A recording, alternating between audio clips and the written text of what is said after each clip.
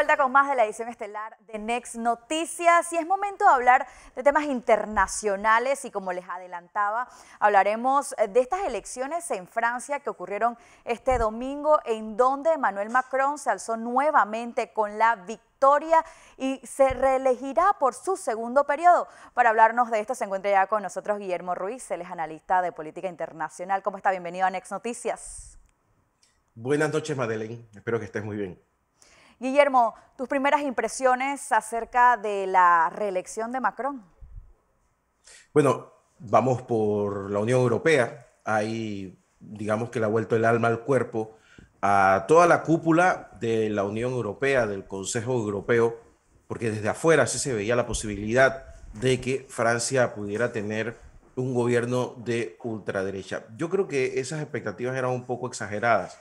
La única posibilidad que tiene Francia de tener un gobierno de ultraderecha es que dos candidatos de ultraderecha peleen la segunda vuelta. ¿Eso por qué, Madeleine?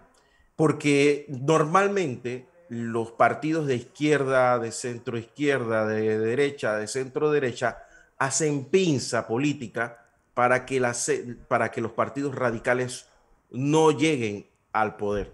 Y eso ya es como digamos, un ejercicio electoral que se sabe. Entonces, Emmanuel Macron, que vamos a recapitular. El señor Macron sale de las filas del Partido Socialista, era parte del gobierno anterior, él fue ministro, fue asesor, fue cercano al presidente, y cuando ve que el Partido Socialista comienza a hacer aguas, él, más que por algo ideológico, por supervivencia política, arma su propio partido. Este partido, pues, logra encandilar a los electores en el año 2017 y Jean-Marie Le Pen se convierte en su mejor amiga electoral al representar a la ultraizquierda, que en ese momento, por cierto, ella estaba mucho más radicalizada que ahora. Es más, la ultraderecha se dividió en esta ocasión porque sectores más radicales todavía se abrieron y, por cierto, tuvieron una gran aceptación en la primera vuelta electoral.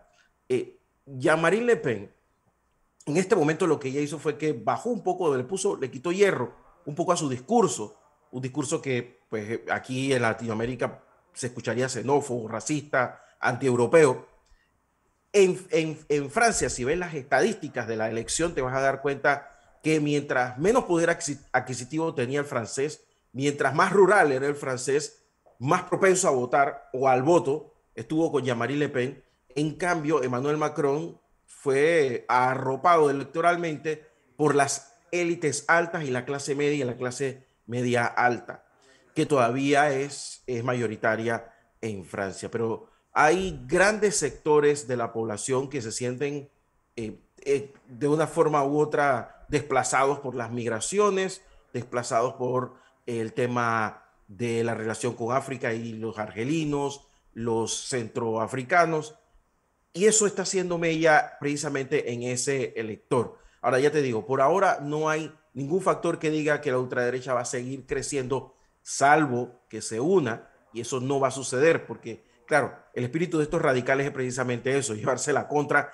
Y, por ejemplo, hay uno de estos partidos que es dirigido, entre otros, por la sobrina de Jean-Marie Le Pen, y califica a su tía de izquierdista.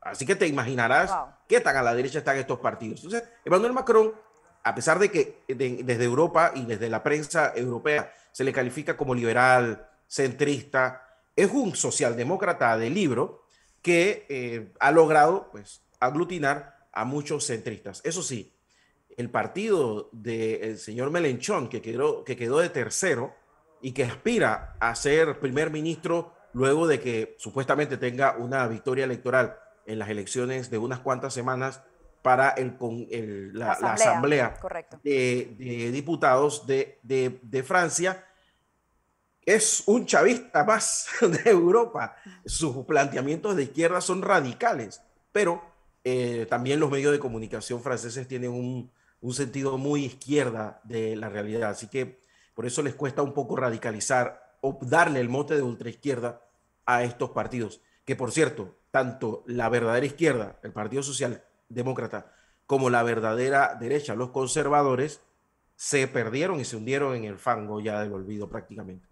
Ahora, Marine Le Pen pierde en esta segunda ocasión, pero no había estado más cerca de llegar a la presidencia que ahora. Además, por el otro lado, también quería consultarte cómo se traduce también esta gran abstención que hubo ese día en las urnas. 28% de los ciudadanos franceses no quisieron ir a votar. Se habla de un hastío también de la población en general por el gobierno del señor Macron. La juventud francesa no vota, Madeleine. Ha abandonado el voto y ese es parte del problema que tiene Francia.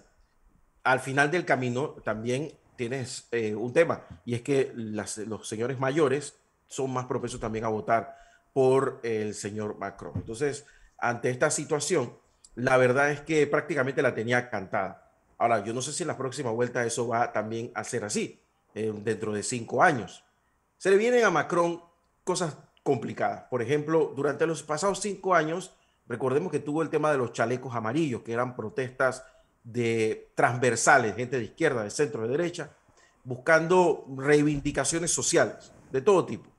También, pues, se le acusa mucho de ser una persona que ha abandonado un poco el tema de la migración y últimamente, después de la salida de Angela Merkel, se ha centrado un poco en el tema europeo.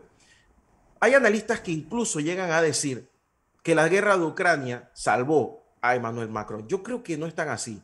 Creo que todavía la ultraderecha francesa no tiene ese poder como para llegar al elicio.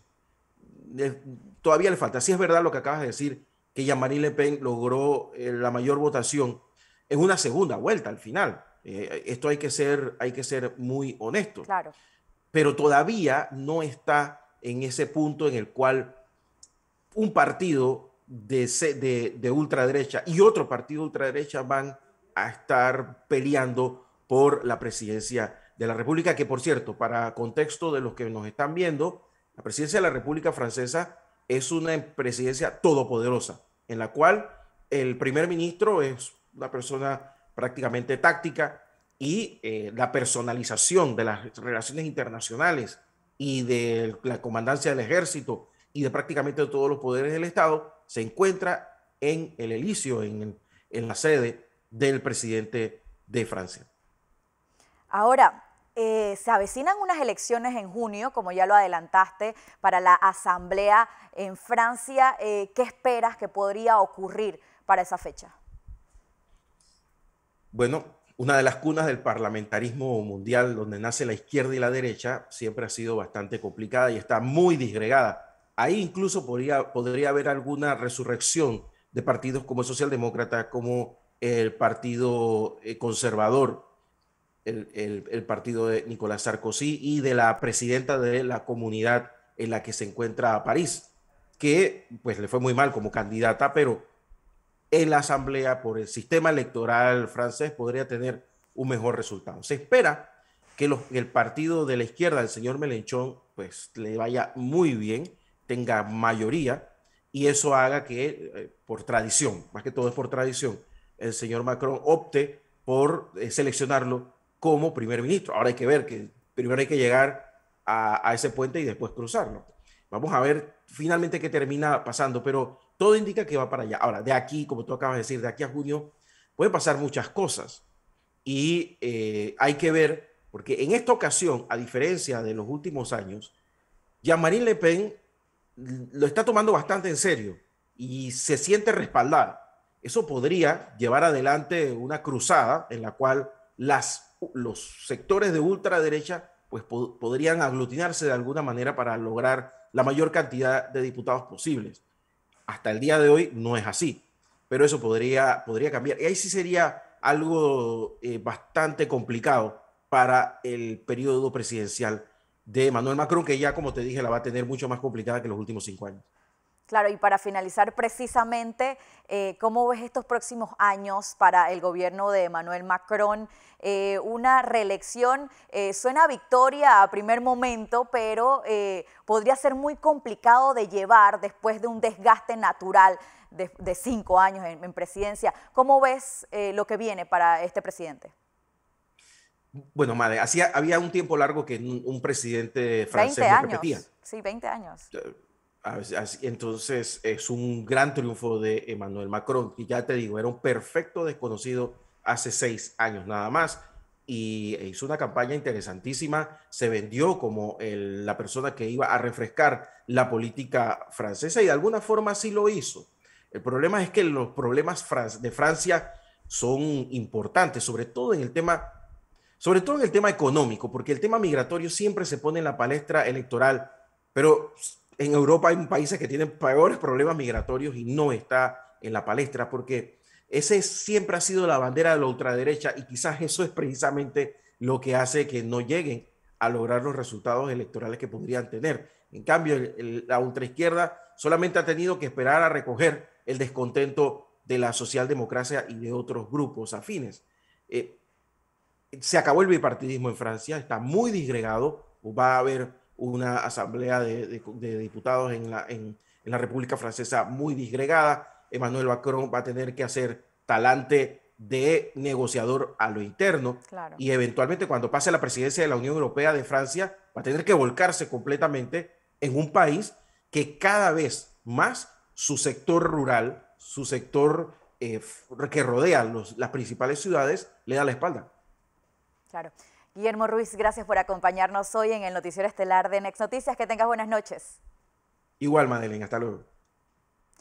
Guillermo Ruiz, analista de política internacional, pues haciéndonos un análisis completo de esta reelección de Emmanuel Macron en la presidencia de Francia y lo que se espera para sus próximos 5 años.